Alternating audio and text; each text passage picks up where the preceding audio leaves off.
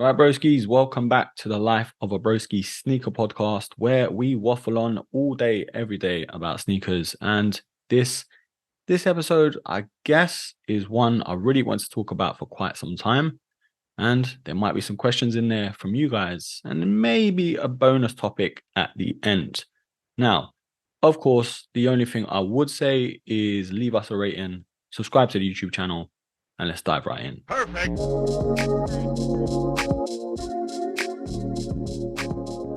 Topic on today's episodes is one from a sneaker that I would highly regard as one of the best sneakers ever made. However, the sneaker community doesn't seem to think so anymore. But there was a time where this silhouette was on everyone's feet. Nans, mums, uncles, aunties, goldfishes, cats even. Not literally, but you catch my drift. It is, of course, the Nike Huarache. Where has it gone? Will it ever come back from grace? I don't know. I don't know what happened to this shoe. Like, it was the all black version. Let's start there.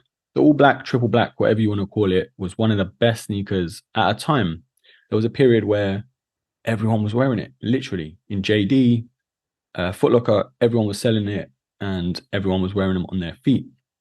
Now, I was a person who obviously had a pair, but I've always been into that shoe. Like the Air Trainer Huarache, the one with the strap at the top of the bottom of the shoe. That was like one of my first ever sneakers I got as a kid growing up. I think they need to bring back that shoe.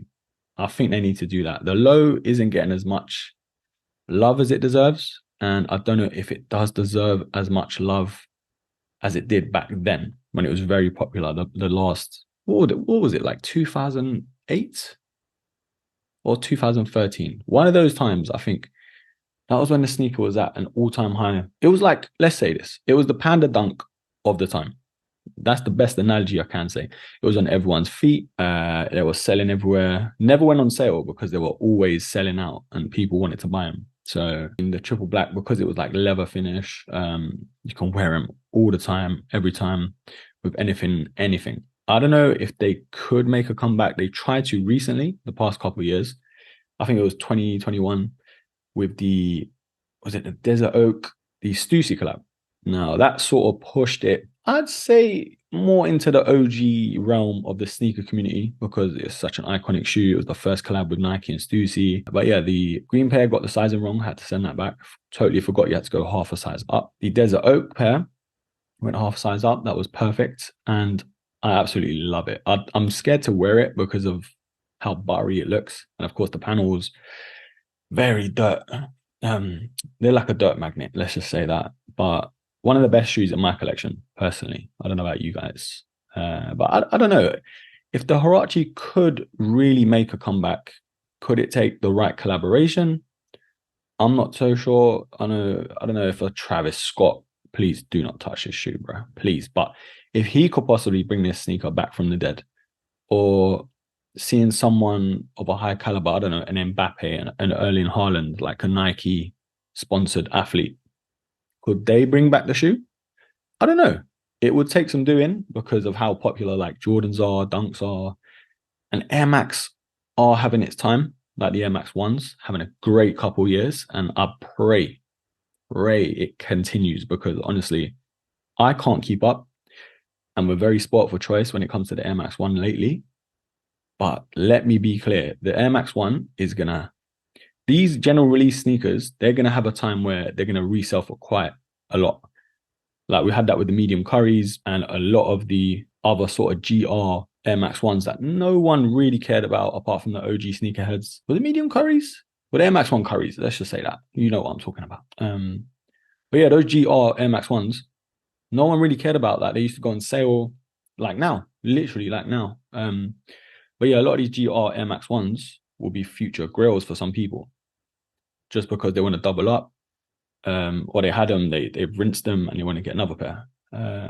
Now, moving back, because we do like to waffle on this channel, moving back to the topic at hand, the Huarache, it's a tricky one. It is a tricky one because they are very comfortable, but they're not a shoe, in my opinion, that you could wear with everything. You know, like a Jordan 1, an Air Max 190, a Nike Dunk. You could wear with 90% of outfits that you have in your collection, but the way the Huarache is very, like, it's very similar to the Presto. It's more of a sporty type runner shoe. Like, you cannot always wear it. They look better with like joggers or tracksuits. Jeans, I guess. But because there was a time when it was so popular, everyone was wearing skinny stuff like skinny jeans, skinny trousers. Like, you could literally see a man's camel toe. And I didn't even think that was possible, bruh. Like, that was at the time where it was at its peak, you know? Now it's a bit more retro vibes. Everyone's wearing baggier stuff. It's looking better. So I don't know if the Huarache could be in this era. Maybe when the cycle comes back around, which it always does in the sneaker game, the fashion game, where we move, I guess, to the skinnier, slimmer stuff. Maybe it'll make a comeback then. I'm not so sure. But I think personally, it's gonna take a lot of doing from Nike to really push the Huarache again. Maybe on its next anniversary, because I think we had the 30th anniversary in 2021. Maybe the 35th anniversary. I don't know. It could happen. You know, it could just take the right person, like I said, to wear it. But who knows? Who knows? But anyways, broskies, that's just a nice little topic that I wanted to chat about in terms of one of my favorite silhouettes ever. Doesn't get enough love. Doesn't get enough colorways coming out. I know they had a lot of OG colorways come out, but we need some more collabs. We need something. Just something. But yeah, I know it's going to be a long wait for that to happen. But anyways, we're going to move on to now the questions from you guys that I posted up on Instagram, wherever you want to enter a question to be answered. So let's dive right in. Now I'm going to answer 3 questions from the post that I did post up the other day. I will be reading it off my phone, if you can see in the visual. And if I do sound a bit nasally, it's not because my nose looks like a whole shoe in itself. It's because of hay fever. So do bear with me. We're going to start with Nolak. Big up you, bro. Long-term supporter rather, and blessed guy, even though he's a Chelsea fan, but that's a story for another time. He did say, his question was, how many pairs is too many? Now, you are asking the wrong guy, my friend. I say that because it depends. Like, if you're just a casual collector, it all depends on what you collect for. Like, some people collect because they want so many of different colorways of their favorite shoe, or they're collecting to resell at a later date, or to sort of like build equity in a shoe. Like, it sounds mad, but that's facts, you know. A lot of people hold shoes because they hold value more as time goes on, as a lot of you may know. But for someone like me, I cannot collect too many because of the amount I have to get in for like a review. And I've said this before, I don't keep every shoe I review. It's just a game, you know. Everyone does it, like Seth Fowler, all the big boys, you know, like they don't keep every shoe that they review. They'd want to, I'd want to, who wouldn't? But the business and how that business model works, you have to let go of a lot of stuff. And how you go about that all depends on you. For me, I sit at a round number of around 50. Like, if I go too far from 50, I don't know what it is. I'll start to get anxious. Like, I see all the boxes in my house, in my studio, and I'm like, oh, I can't do it. Like, there's something inside me. And I look at it, I'm like, oh, there's too much money here just sitting here, especially on the shoes I don't wear. Because let's face it, we all have like a weekly, monthly rotation where we just bung on shoes that we just find comfortable and just want to wear with most things that we wear. So yeah, I'd say for me, I'd say around 50, but I guess it's a very personal type of number to yourself. Like, it depends on the space you're living in, what you're collecting for, what your passions are in terms of, do you have any other hobbies that you spend money on? And yeah, I think it's a lot of it nowadays is money. Like, can you afford to be collecting as much as we used to, say for instance, COVID times or pre-COVID?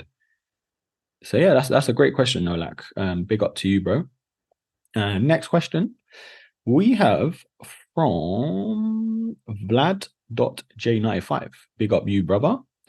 Opinion on the Cortez Air Max 95, value, buy or a buy. Now, I don't know how you say this brother's brand, Cortez. I'd just say Cortez. Yeah, it is what it is.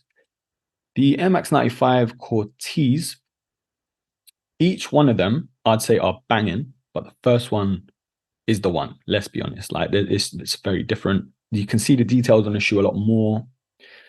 Personally, I would say that's going to hold the most value because it was like the first one. It stands out more. You know, it's more of a nod to the OG neon green, kinda, I guess, because of the green hits and stuff like that. I love the camo on the shoes as well, all of them. I definitely say it's a buy, as in to buy it, but I wouldn't pay resale for them. Like now I've missed the drop. I'm like, okay, I'm over it. It is what it is. Bots set them up. There wasn't enough protection on the release, but I loved how he did the certain pickup points and stuff like that. Like that's something different, you know. I love that. Big up Clint. What he's doing over there, amazing stuff. Like we don't really see that in the UK. The hype surrounding it. That's stuff you see from like a Travis Scott, you know, the hype behind the shoes and the brand. So big up you, big up Vlad as well for sending over the question. But yeah, I really like the first colorway more so, and that's just gonna go up over time, man, because they become more limited. People are gonna wear their pairs. They're gonna want more, you know. Now let's move on to Sneaker Adjossi, my brother, my Korean. Well, he's adopted in Korea, I guess. Like he moved to Korea, yeah. But my northern brother from another mother. Okay, he's from Leeds. Yeah, sorry to hear that, bro. Joking. Okay, so his question is, what's the shadiest thing you've done for a shoe? He said, for example, I got 110s rather than a birthday present for his sister. Now that it's not the craziest thing I've heard, which is even crazy in itself, but I'd say for me, the shadiest thing. Now, I've never told no one this, and people are probably gonna look at me different. The shadiest thing I've done for a shoe is mad, yeah. I don't even want to admit this, but I used to buy fakes, yeah, from like AliExpress or DHgate. I used to buy fake Air Max 720s. They look so real, yeah, legit, like so real. But I used to buy from a retailer, say ASOS. I don't know, like it was mainly ASOS because they don't care about shoes. Let's be face it. And then I'd return the fake ones, yeah, to the retailer because they're so good. The quality was honestly, there was better than the real pair. They used to refund me for that shoe, and then I'd get the real pair for the 50 quid I'd pay on DHgate or whatever it was. So that's probably the shadiest thing I've done. Like it was an amazing. I used to make so much money off that, by the way, because I used to sell the fakes, send back the fakes, and then sell the real ones for like, I don't know, £100, £150 profit. Because at the time, MX 720s was the wave. So that's the shadiest thing I've done. Now, I'm not proud of it. You know, we all have to do things we don't want to do sometimes, but it is what it is. So Sneaky Adjossi, that's probably the shadiest thing I've done for a shoe because I always wanted to get the 720. I built up enough equity or money from doing that to get like a few of my shoes that I wanted. So yeah. Now, last question. We're going to leave some of the questions for the next episode. And the last question, rather, I am Uzis. I know Cass knows you, bro, but please message me on how to say your name. Yeah, but you're a cool guy, bro. I can't lie. Your question is, when's the Jordan 1 Spider-Man review dropping? That's not really a question. So I'll answer one more. But yeah, the Spider-Man review is out. The audio isn't the best. We had some technical issues connecting to the camera, which I wasn't used to, but it is out, brother. Now we'll answer last one, promise. Matthew Warner 74. Your question was best bright Air Max colorways. Now that's a great question. Let's narrow it down to three Air Max. Okay, I'll give you three colorways for three Air Max. The Air Max 1, of course, OG red, OG blue. Can't go wrong there. I'd say the crepe hemps are in there. I took them away on holiday and I absolutely love that colorway. I'll give you one bonus one. It's sort of unattainable for a lot of people, myself included, but I'd say the Atmos Safari. That colorway to the Air Max 1, one of my grails, one of the best colorways, best bright colorways as well. So that's 4 colorways to the Air Max 1. Air Max 90. I'd say, come on, you can't go wrong with the infrared. Favorite shoe of all time for me. And I would also say 2 more colorways to the Air Max 90. I'd say the laser blue. I really like the laser blue. That's a very great colorway, very underrated as well. That actually went on sale for like 70 quid at one point, which is crazy. And one of my most worn shoes in my collection is the OG Volt colorway to the Air Max 90. Amazing, amazing. Probably my most worn Air Max 90 ever. And I've kept it in good nick, thank God. So I'd say that. Now, MX 95, last three. You can't go wrong with the greedy, would I say 2.0 or 1.0? I'd say greedy 2.0. That colorway, amazing. OG neon green, it's bright-ish. Got great hits of color on there as well. And the gradient to the gray is amazing. And the brightest colorway, other brightest colorway, I'd say the one I've got in my collection, which is the Kiss My Ears 1.0. Now, that's probably my most worn Air Max 95 again. So I have to recommend it. So yeah, that's an amazing colorway too. Thank you for your questions, everyone. We will leave the rest of the questions for the next episode. If you do want to hit me up with a question of your own, hit me up on Instagram or YouTube, and I will be answering in the next episode as well. But we're going to leave this episode here. We are going to touch on the bonus topic in the next episode, just because I'm running late for work, as always. But yeah, I just wanted to leave this here because it was a nice little waffle on about one of my greatest shoes, favorite shoes of all time. And some solid questions in there as well. But anyways, broskies, don't forget to listen into this podcast each and every week.